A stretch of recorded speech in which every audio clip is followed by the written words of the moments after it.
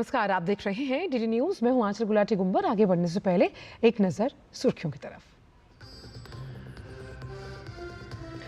Justice Yashwant Verma मामले पर संसद में बहस की मांग। राज्यसभा के सभापति ने 11:30 बजे बुलाई नेता सदन और नेता प्रतिपक्ष की बैठक। कांग्रेस ने चर्चा के लिए लोकसभा में दिया नोटिस। कुणाल कामरा की कॉमेडी से चढ़ा महाराष्ट्र का सियासी पारा। कामरा समेत शिंदे गुट के कार्यकर्ताओं पर भी एफआईआर।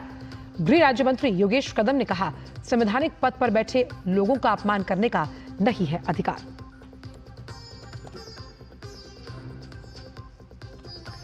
दिल्ली में फिर खुलेगी पूर्व आप सरकार की पोल। आज विधानसभा में पेश होगा डीटीसी पर कैग रिपोर्ट। सदन में हंगामे के आसार। यूपी में मुख्यमंत्री के तौर पर 8 साल पूरा होने पर थोड़ी देर में प्रेस कॉन्फ्रेंस करेंगे योगी। लखनऊ में लगे पोस्टर। 25 से 27 मार्च तक हर जिले में विकास उत्सव मनाएगी सरकार।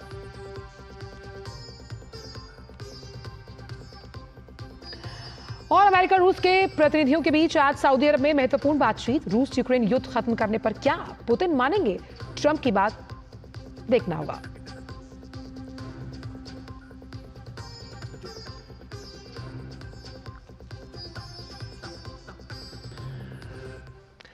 और खबरों की शुरुआत करते हैं सीधे नागपुर से, जहां हिंसा से जुड़ी इस वक्त की बड़ी खबर हम कर रहे हैं आपके साथ साझा। तो नागपुर हिंसा के आरोपी फहीम के घर चल चुका है अब बुलडोजर। फहीम के घर के अवैध हिस्से को तोड़ा गया है। फहीम पर नागपुर में जो हिंसा हुई उसमें लोगों को उकसाकर भीड़ जुटाने का आरोप है और भड़काऊ भाषण मामले में ही जेल में बंद है फहीम। नागपुर में फहीम के घर पहुंचे हैं नगर पालिका अधिकारी और क्योंकि उन पर भीड़ को उकसाने का आरोप है, इसीलिए फहीम के घर चला है बुलडोजर। लोगों को उकसाकर भीड़ जुटाने का आरोप, जिसकी वजह से वो पूरा घटनाक्रम उसे अंजाम दिया गया। और नागपुर, जहां हमेशा सौहार्द भाईचारा बसता था, वहां पर कहीं ना कहीं हिंसा होती हुई नजर आई। तो नागपुर हिंसा में फहीम के घर बुलडोजर चला है और ये मास्टरमाइंड बताया जा रहा है नागपुर के पूरे हिंसा के घटनाक्रम का फहीम, जिसके घर के अवैध हिस्से पर जो नागपुर पालिका है उसने बुलडोजर चलाया है। आरोपी फहीम के घर नागपुर हिंसा में जिस तरह से आप देख सकते हैं सीधी तस्वीरें, जेसीबी की मशीन बुलडोजर के जरिए अपना काम करती हुई उस अवैध हिस्से को तोड़ती हुई जहां फहीम रहता है। और फहीम वही व्यक्ति है जिसने भड़काऊ भाषण के मामले में फिलहाल वो बंद है और उसने उस भीड़ को जुटाने का काम किया जिसने नागपुर में जो हिंसा हुई उसे अंजाम दिया था।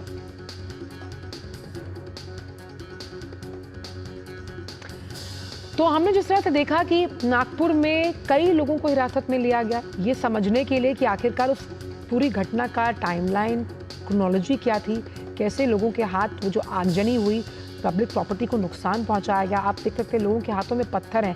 सुनियोजित तरीके से इस पूरे घटनाक्रम को अंजाम दिया गया। दो गुटों के बीच में जिस तरह से ये विवाद सामने आया, उस लिहाज से बड़ी कार्रवाई की गई। नागपुर हिंसा से जुड़ा जो मुख्य व्यक्ति है फहीम, उसके घर के अवैध हिस्से पर बुलडोजर चलाया गया है। यानी कि जो बात महाराष्ट्र सरकार ने इस पूरे घटनाक्रम के बाद कही थी कि जो दोषी हैं उन पर कड़ी कार्रवाई की जाएगी, उन्हें बख्शा नहीं जाएगा। हमने ये भी देखा कि जिस तरह से नागपुर में आगजनी की घटना हुई उसके बाद किस तरह अफवाहों का बाजार गर्म रहा। जो तमाम अलग अलग पार्टियों से, नेताओं से, राजनेताओं से जो रिएक्शंस सामने आए, उसका खामियाजा जो था, जिस तरह से आम जनता को भुगतना पड़ा। तो नागपुर हिंसा का आरोपी फहीम, उसके घर पर बुलडोजर चलाया गया है। कड़ी कार्रवाई की गई है नागपुर पालिका द्वारा। ये आप बिल्कुल सीधी तस्वीरें देख रहे हैं। आप देख सकते हैं कि जेसीबी की मशीन वो कार्रवाई करती हुई आपको नजर आ रही है कि भाई अगर आप पब्लिक प्रॉपर्टी को नुकसान पहुंचा रहे हैं और आप अगर भड़काऊ भाषण देकर, भीड़ उकसाकर एक फैक्ट ऑफ पॉइंट कहीं ना कहीं करेक्ट करने की कोशिश कर रहे हैं, तो आप पर इस तरह की कार्रवाई होना लाजमी है। हालांकि फहीम खान ने साल 2024 आपको सीधे सुनाते हैं कि इस वक्त देवेंद्र फडणवीस जो कि केंद्रीय मंत्री हैं, वो कुणाल कामरा ने जो कहा है उस पर क्या क्या है, सुनते हैं। शिंदे जी के पास है इस पर जनता की मोहर लगी है, तो कोई स्टैंड अप कॉमेडियन खड़ा रहकर इस प्रकार से उनको गद्दार नहीं कह सकता। जनता ने दिखा दिया, जिन्होंने गद्दारी की, जिन्होंने बाला साहब ठाकरे के विचारों से गद्दारी की, उनको घर भेजने का काम ये जनता ने किया हुआ है। और मैं ये मानता हूं कि कॉमेडी करने का भी अपना अधिकार है, व्यंग कसने का भी अधिकार है। हमारे ऊपर भी चाहे जितना व्यंग कसिए, इसमें कोई किसी को दर्द नहीं है, लेकिन अगर जानबूझकर अपमानित करने का और इस प्रकार से इतने बड़े नेताओं को बदनाम करने का काम अगर कोई करेगा, तो मुझे ऐसा लगता है कि उसको सहन नहीं किया जाएगा। उस पर जो भी कानूनन कार्रवाई है वो कार्रवाई की जाएगी। बिल्कुल कुणाल कामरा इन्होंने माफी मांगनी चाहिए। वो जिस प्रकार से संविधान का फोटो दिखाकर ट्वीट कर रहे हैं, ये वही लाल संविधान है जो राहुल गांधी दिखाते हैं। ये राहुल गांधी का संविधान जो न राहुल गांधी ने पढ़ा है न कामरा ने पढ़ा है। आपको सीधे चलते राज्यसभा, जहां इस वक्त जेपी नड्डा बोल रहे हैं। धन्यवाद सर, आपने मुझे समय दिया और उसका उत्तर देने का। मैं यही कहूंगा, कौन सा वो आदमी जिनको कहा देश का संविधान बदलने वाले हैं। देश का संविधान जो डॉक्टर बाबा साहब अम्बेडकर ने बनाया वो कोई बदल नहीं सकता। रिजर्वेशन की कोई खत्म नहीं कर सकता। और उसकी रक्षा के लिए हम कन्याकुमारी से कश्मीर तक हमने पूरा भारत जोड़ो यात्रा की। ये भारत तोड़ो करने वाले ये सब रिजर्वेशन के धज्जे उठाने वाले लोग अधिकार नहीं है, उसको पता नहीं है। कोई मेरे पार्टी का भी ऑनरेबल चेयरमैन सर, मैं रिकॉर्ड पे कहना चाहता हूं, उन्हीं के कांग्रेस पार्टी के सिटिंग डिप्टी चीफ मिनिस्टर और उनके स्टेट के कांग्रेस प्रेसिडेंट ऑफिशियली कहा है, और आपके कहने पर मैं इसको ऑथेंटिकेट भी कर सकता हूं। और ये मुस्लिम लीग का पॉलिसी 28 अगस्त 1947 में मुस्लिम लीग ने जब रिजर्वेशन पॉलिसी को संविधान सभा में लेके आए थे, तब सरदार पटेल ने रिजेक्ट किया था। आज कांग्रेस फिर मुस्लिम रिजर्वेशन का बात उठा करके बाबा साहब का संविधान का इज्जत को इन्होंने मिट्टी में मिलाने का काम कर रहे हैं। हम खंडन करना चाहते हैं। आप हिम्मत है तो डिप्टी चीफ मिनिस्टर का इस्तीफा आज ही मानिए। हमने ये कहा कि भारत देश के संविधान को बचाने वाले हम लोग हैं और इस संविधान को हमने बनाया, हम नीति रक्षा करेंगे, ये लोग नहीं।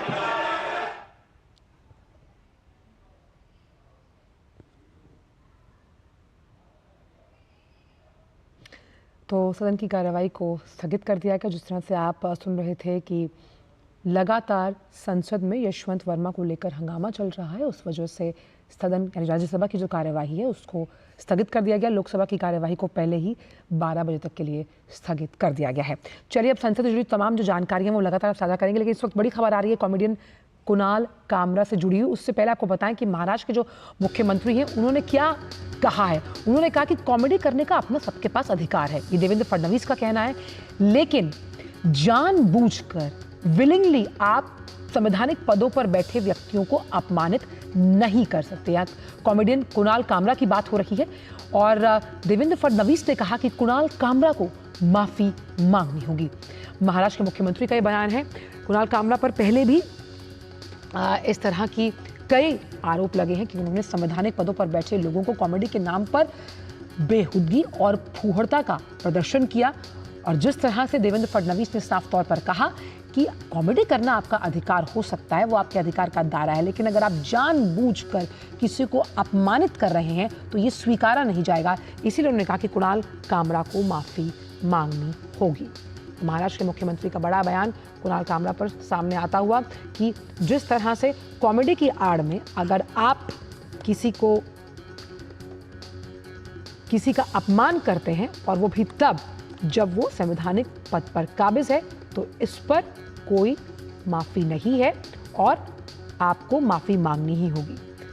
और जो तमाम कमेंटबाजी कुणाल कामरा द्वारा की गई है, वो जिस तरह से उन्होंने जोक किया और उस जोक से ये कहकर कि ये एक कॉमेडी है, हंसाने का तात्पर्य है, साफ तौर पर मुख्यमंत्री देवेंद्र फडणवीस का कहना है कि कॉमेडी आपका अधिकार है, लेकिन उस कॉमेडी की आड़ में आप किसी को बदनाम या अपमान नहीं कर सकते।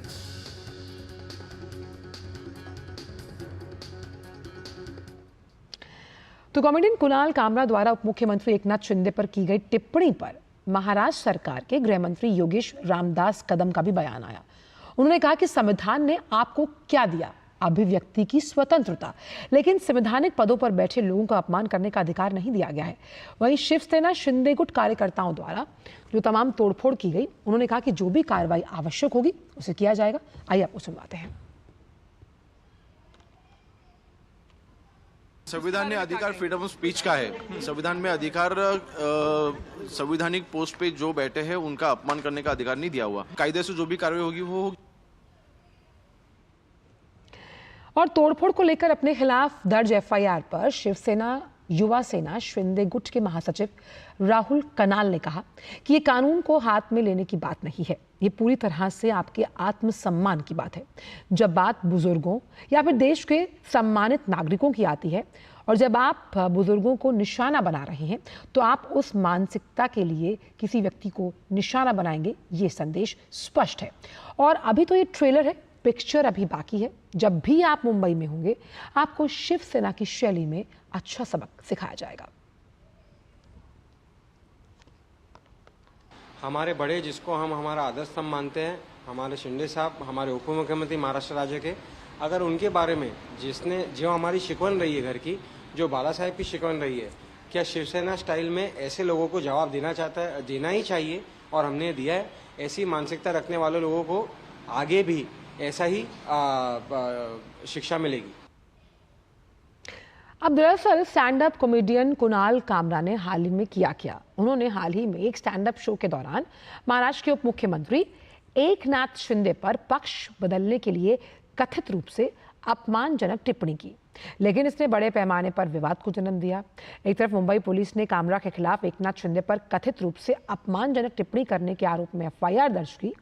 वहीं शिवसेना विधायक मुरजी पटेल ने कुणाल कामरा के खिलाफ पुलिस में शिकायत दर्ज करवाई। शिकायत के आधार पर ही MIDC पुलिस ने सोमवार की सुबह कामरा के खिलाफ भारतीय न्याय संहिता के विभिन्न धाराओं के तहत एक प्राथमिकी दर्ज की, जिसमें 353(1)(b) सार्वजनिक शरारत के लिए बयान और 356(2) मानहानि शामिल है। वहीं महाराष्ट्र में शिवसेना युवा सेना शिंदे गुट के महासचिव राहुल कनाल और 19 अन्य के खिलाफ कल habitat stand up comedy set पर तोड़फोड़ करने के आरोप में एफआईआर दर्ज की गई। उन पर BNS और महाराष्ट्र पुलिस अधिनियम के विभिन्न धाराओं के तहत एफआईआर दर्ज की गई है। दरअसल शिवसेना कार्यकर्ताओं ने रविवार को मुंबई के खार इलाके में होटल यूनिकॉन्टिनेंटल में तोड़फोड़ की थी। इस होटल में stand up comedian Kunal Kamra के शो की शूटिंग हुई, जिसमें उन्होंने उप मुख्यमंत्री एकनाथ शिंदे पर कटाक्ष करते हुए उन्हें गद्दार बोला था। शिवसेना प्रमुख और महाराष्ट्र के उप मुख्यमंत्री एकनाथ शिंदे पर कॉमेडियन कुणाल कामरा की टिप्पणी पर पार्टी हमलावर है। उनके सांसद नरेश महास्के ने कुणाल कामरा से माफी मांगने के लिए कहा। साथ ही बीजेपी नेता राम कदम ने कहा कि अभिव्यक्ति की आजादी के नाम पर ओछी टिप्पणी को बर्दाश्त नहीं किया जाएगा।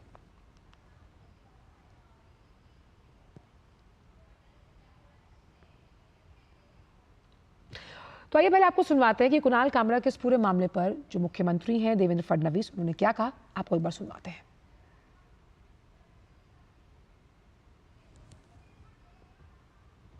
जिस प्रकार से स्टैंड अप कॉमेडियन कामरा इन्होंने एक गीत के माध्यम से महाराष्ट्र के पूर्व मुख्यमंत्री और विद्यमान उप मुख्यमंत्री श्री एकनाथ शिंदे जी को अपमानित करने का प्रयास किया है, ये गलत है। हम इसकी निंदा करते हैं। ऐसी चीज़ों को सहन नहीं किया जा सकता। कामरा को मालूम होना चाहिए कि 2024 के चुनाव में जनता ने निर्णय कर दिया है कौन गद्दार है कौन खुद्दार है। और स्वर्गीय शिवसेना प्रमुख हिंदू हृदय सम्राट बाला साहब ठाकरे जी की विरासत ये शिंदे जी के पास है, इस पर जनता की मोहर लगी है। तो कोई स्टैंड अप कॉमेडियन खड़ा रहकर इस प्रकार से उनको गद्दार नहीं कह सकता। जनता ने दिखा दिया, जिन्होंने गद्दारी की, जिन्होंने बाला साहब ठाकरे के विचारों से गद्दारी की, उनको घर भेजने का काम ये जनता ने किया हुआ है। और मैं ये मानता हूँ कि कॉमेडी करने का भी अपना अधिकार है, व्यंग कसने का भी अधिकार है। हमारे ऊपर भी चाहे जितना व्यंग कसिए, इसमें कोई किसी को दर्द नहीं है। लेकिन अगर जानबूझकर अपमानित करने का और इस प्रकार से इतने बड़े नेताओं को बदनाम करने का काम अगर कोई करेगा तो मुझे ऐसा लगता है कि उसको सहन नहीं किया जाएगा। उस पर जो भी कानूनन कार्रवाई है वो कार्रवाई की जाएगी। और इसी बड़े मुद्दे पर हमारे साथ हमारे संवाददाता शिशिर शेला जुड़ गए हैं। शिशिर, ये मामला तो लगातार हम बता ही रहे हैं कि stand up comedian Kunal Kamra ने क्या कहा। सवाल मेरा ये है कि कब तक हम कॉमेडी के नाम पर, जहां बोल्डनेस और फूहड़ता के बीच बहुत फाइन लाइन है, उसको कौन जस्टिफाई करेगा। और ख़ास तौर पर कुणाल कामरा जैसे लोग जो कि स्टैंड अप कॉमेडियन होने के नाम पर, ख़ास तौर पर जो संवैधानिक या फिर सम्मानजनक पदों पर बैठे हैं, लोगों को फूहड़ता से हंसाने के नाम पर उनका अपमान करते आए हैं। बिल्कुल, देखिए, इस बात को जो है आज मुख्यमंत्री ने भी स्पष्ट रूप से कहा। जब उन्होंने अपना बयान दिया, उन्होंने उस बयान में एक बात की कि इस प्रकार की टिप्पणी, इस प्रकार के व्यंग जो है उस पर कोई ऐतराज नहीं है। कई सारे ऐसे आर्टिस्ट हैं जो इस प्रकार से व्यंग निकालते हैं, फिर चाहे वो व्यंग चित्रकार हो या फिर शायरी करने वाले लोग हो, या फिर हम बात करें जिस प्रकार से कविता करते हैं उस प्रकार से। लेकिन मुख्यमंत्री ने बात यहाँ पे स्पष्ट कर दी आज कि आप अपनी मर्यादा में रहकर अगर देखा जाए तो कोई भी व्यंग कर सकते हैं। जहां तक बात करें खास तौर पर अभिव्यक्ति स्वातंत्र्य की, आप अभिव्यक्ति स्वातंत्र्य को तब तक पालन करेंगे जब तक दूसरी की अभिव्यक्ति स्वातंत्र्य पर आक्रमण नहीं करते। तो ये एक फाइन लाइन जो है ये सिर्फ व्यक्तियों के लिए नहीं बल्कि कलाकारों के लिए भी उतनी महत्वपूर्ण होती है कि देखना होगा कि किस तौर पर कितनी आपत्तिजनक टिप्पणी आप कर रहे हैं। दूसरी बात इसमें यह भी है कि मुख्यमंत्री ने स्पष्ट की कि आप टिप्पणी भले कर सकते हैं, आपने व्यंग जरूर किया है, लेकिन आपको यह भी समझना होगा कि जिस व्यक्ति के ऊपर आप टिप्पणी कर रहे हैं वो व्यक्ति जो है एक संविधान के दायरे में रहकर जो है फिर चाहे वो इलेक्शन हो चुनकर आया है। उसके पीछे अगर देखा जाए एक बड़ी मात्रा में लोगों ने उनको सपोर्ट दिया है, मतलब चुनकर आए हुए लोग प्रतिनिधि है। तो ऐसे में ये भी देखना होगा कि जिन पर आप टिप्पणी कर रहे हैं आखिर व्यक्ति कौन है और किस प्रकार से जो है आप उस पर टिप्पणी कर, इसका जवाब जनता ने ही दिया, इस प्रकार से मुख्यमंत्री ने स्पष्ट किया है। तो ऐसे में अगर आप सही कह रही कि एक फाइन लाइन ड्रॉ होनी चाहिए कि हालांकि कब तक और किस प्रकार से जो ये टिप्पणी की जानी चाहिए। महाराष्ट्र के इतिहास की बात करें तो महाराष्ट्र में कई बार अगर देखा जाए इस प्रकार से जो है व्यंग चित्र हो, या हम बात करें बाला साहब ठाकरे द्वारा भी, उनके द्वारा भी कई बार जो है व्यंग चित्र निकाले गए। लेकिन हम कह सकते हैं उसमें कि एक प्रकार से एक डेकोरम था, उसमें एक प्रकार से हम कहें कि एक फाइन लाइन थी कि किस बातों पर हालांकि वो व्यंग करते थे। वही अगर बात करें तो कई सारे ऐसे कवि महाराष्ट्र में हो चुके हैं जिन्होंने इस प्रकार से भी टिप्पणी की थी। लेकिन जाहिर सी बात है कि हर किसी को अपनी सीमा जो है वो अगर देखा जाए तो जाननी होगी। यही बात जो है आज शिवसेना द्वारा, नेताओं द्वारा भी कही जा रही है, मुख्यमंत्री द्वारा भी ये बात कही गई है। तो ये जाहिर सी बात है कि इस प्रकार का विवाद नहीं होना चाहिए। लेकिन दूसरी महत्वपूर्ण बात इसमें ये भी आंचल उठ के सामने आती है, और ये सवाल जो है शिवसेना की तरफ से उठाया गया, शिवसेना शिंदे गुट की तरफ से उठाया गया, वो ये है कि इस वक्त महाराष्ट्र में जो है बिल्कुल शिशिर, एक चीज़ और से समझना चाहूँगी, कुणाल कामरा के लिए कुछ नया नहीं है, वो पहले भी ऐसा कर चुके हैं। और मुझे जो समझ में आ रहा है, और आप बेहतर बता पाएंगे कि अब उनके पास क्या रास्ता बचता है, क्योंकि उनके खिलाफ FIR दर्ज की गई है। और लाफ्टर शोज़ या स्टैंड अप कॉमेडी के नाम पर जिस तरह से फूहड़ता को बेचा जाता है और दर्शकों के मन में बिठाया जाता है, इसको लेकर क्या कोई एक लीगल सिस्टम होना चाहिए, कोई मानदंड या मापदंड तय होने चाहिए, ताकि हम जिस समाज में रहते हैं उस समाज में कभी भी गलत संदेश ना जाए। देखिए, इस पे अगर देखा जाए तो कई सारे लोग ऐसे कहेंगे कि सेल्फ रेगुलेशन, सेल्फ डिसिप्लिन अगर कहा जाए तो एक सबसे महत्वपूर्ण मापदंड इसमें ये होगा कि आप किस प्रकार से टिप्पणी कर रहे हैं और स्वयं किसी को जो है देखना होगा। दूसरी बात इसमें यह है कि किस प्रकार से लीगल एक्शन भी लिया जा सकता है। हालांकि अब सरकार द्वारा, मुख्यमंत्री द्वारा ये कहा गया है कि कुणाल कामरा को माफी मांग लेनी चाहिए, लेकिन हमने देखा है कि किस प्रकार से शिवसेना के द्वारा भी जो है, जो नेताओं के द्वारा भी जो है कुणाल कामरा के ऊपर केस दर्ज कराया गया है। और आपने सही फरमाया, ये पहला जो है वाकया नहीं है, इससे पहले भी इस प्रकार के वाकये हुए थे और कुणाल कामरा ने माफी मांगी थी। जिस प्रकार से स्टैंड अप कॉमेडी के जरिए ही उन्होंने जिस प्रकार से टिप्पणी की थी वो अभद्र टिप्पणी थी, और व्यंग्यात्मक टिप्पणी अगर कहे तो उसका एक लहजा अलग होता है।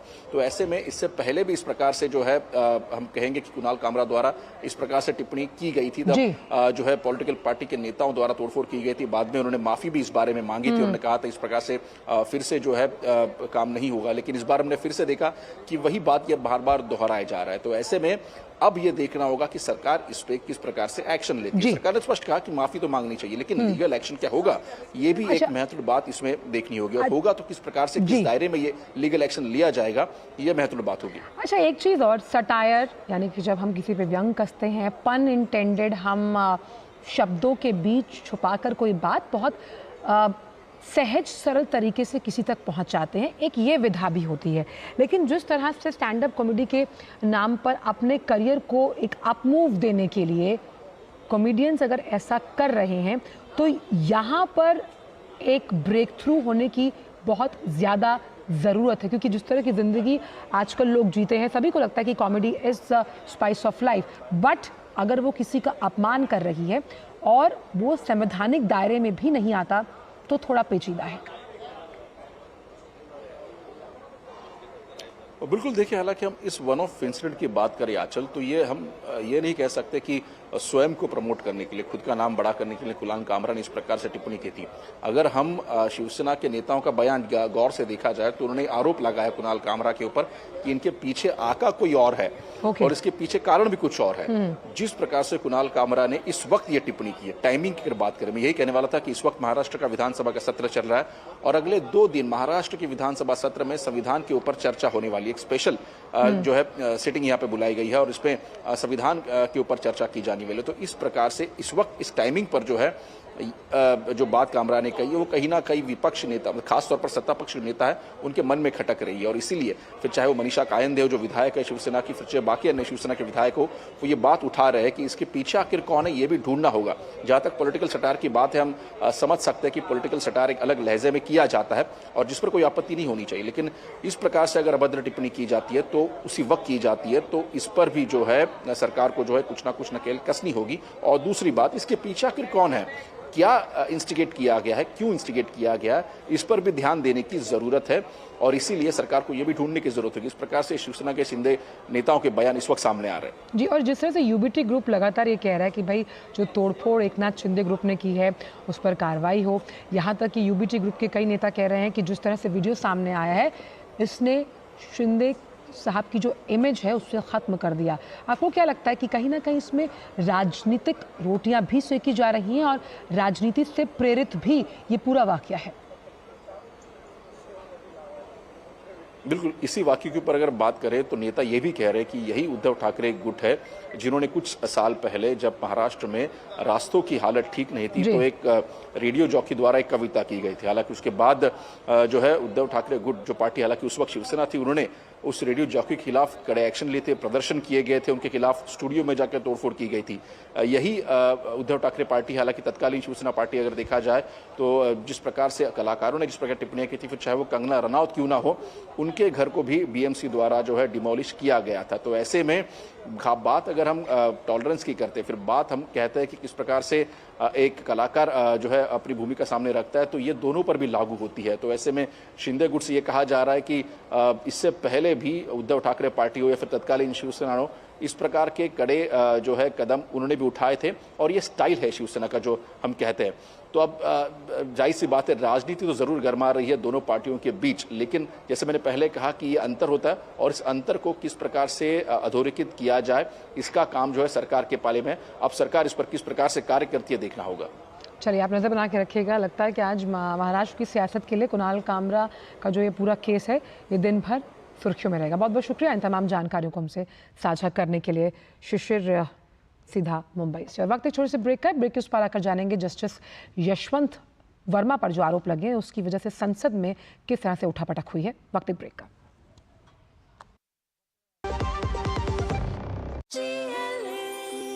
जो लक्ष्य चुना था समझ आने लगा है। GLA यूनिवर्सिटी, उच्च लक्ष्य की निश्चित प्राप्ति। मेरी पसंद, मेरी पसंद, मेरी पसंद, मेरी पसंद, हमारी पसंद, हम सबकी पसंद। मजबूत देश का मजबूत सरिया हो गया स्टील। ब्रेक के बाद का स्वागत। बढ़ते आगे। जस्टिस यशवंत वर्मा पर लगे आरोपों पर संसद में बहस की मांग उठ गई। राज्यसभा में कांग्रेस सदस्य जयराम रमेश के इस मुद्दे को उठाए जाने के बाद सभापति जगदीप धनखड़ ने भी इस मसले पर गंभीरता दिखाई। आपसे थोड़ी देर में सभापति ने एक बैठक बुलाई है जिसमें सदन के नेता जेपी नड्डा और विपक्ष नेता कांग्रेस अध्यक्ष मल्लिकार्जुन खड़गे भी शामिल होंगे। बैठक का मुख्य उद्देश्य दिल्ली हाईकोर्ट के जस्टिस यशवंत वर्मा के खिलाफ लगे आरोपों पर चर्चा करना है। दरअसल जयराम रमेश ने हाल ही में इलाहाबाद हाईकोर्ट और दिल्ली हाईकोर्ट के न्यायाधीश से संबंधित मीडिया में आई खबरों का मुद्दा उठाया था और कहा था कि जुडिशियल अकाउंटेबिलिटी के मसले पर चर्चा होनी चाहिए। वहीं दूसरी ओर लोकसभा में कांग्रेस सांसद मणिकम टैगोर ने आग लगने के बाद दिल्ली हाईकोर्ट कि जज यशवंत वर्मा के आवास पर बड़ी मात्रा में नकदी मिलने के संबंध में चर्चा की मांग करते हुए स्थगन प्रस्ताव रखा है।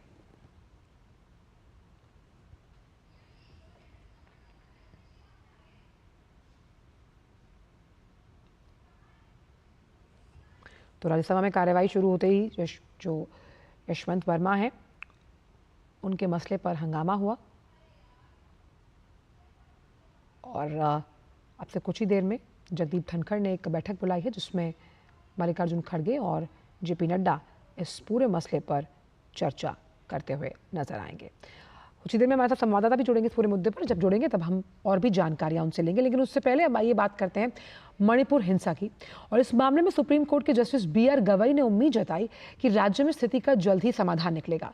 जस्टिस गवई ने कहा कि संवैधानिक तरीकों से सभी समस्याओं का समाधान किया जा सकता है। मणिपुर में जातीय संघर्ष है और वहाँ के लोग बहुत परेशान हैं। हर कोई शांति बहाली चाहता है और उन्होंने कहा कि मणिपुर में लोग अच्छे मूड में हैं, सामान्य स्थिति में लौटना चाहते हैं। इससे पहले सुप्रीम कोर्ट के 5 जजों का प्रतिनिधिमंडल मणिपुर के इम्फाल पहुंचा। इस प्रतिनिधिमंडल में justice BR Gavai, Surya Kant, Vikram Nath, MS Sundaresh, KV Viswanathan और N कोटेश्वर शामिल थे। All in a good mood and they are all want to return to the normalcy. They want to, all of them are for peace. We spoke to both the groups and I'm quite hopeful that the solution would be very soon.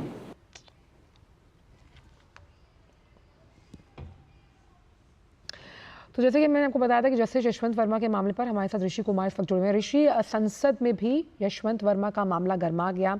हमने देखा कि राज्यसभा में जिस तरह से साफ तौर पर कहा गया कि जो मल्लिकार्जुन खड़गे हैं और साथ ही साथ जेपी नड्डा वो कुछ ही देर में अभी उपसभापति जगदीप धनखड़ के साथ बैठक करने वाले हैं। आखिरकार पूरा मुद्दा क्या है और संसद में जिस तरह से इसे उठाया गया, क्या विपक्ष की सोच सिर्फ मुद्दा उठाने भर की है या फिर वाकई में वो चर्चा चाहता है? देखिए, जहाँ तक इस मसले की बात करें तो इस मसले को सबसे पहले जब ये घटना सामने आई और जो नोट से संबंधित जो कथित आरोप थे उसके बाद उनके जलने का जो घटनाक्रम देखा गया, इन सभी घटनाक्रमों पर अगर हम बात करें तो सबसे पहले यह मसला जयराम रमेश जो कांग्रेस नेता हैं राज्यसभा के, उन्होंने सदन में उठाया। उसके बाद सभापति ने इस पर स्थिति स्पष्ट करते हुए कहा कि नेता प्रतिपक्ष इस समय सदन में है लेकिन नेता सदन नहीं है और इसको मैं चाहता हूं कि इसको दोनों ही पक्ष बैठ के एक, चूंकि सत्ता पक्ष और विपक्ष का बैठकर एक मसले पर चर्चा के लिए आगे बढ़ना। रोकना चाहूंगी क्योंकि इस वक्त 8 साल पूरे हो गए हैं योगी सरकार के और मुख्यमंत्री योगी इस वक्त प्रेस कॉन्फ्रेंस कर रहे हैं। आइए आपको पहले सीधे ले चलते हैं लखनऊ। केंद्र की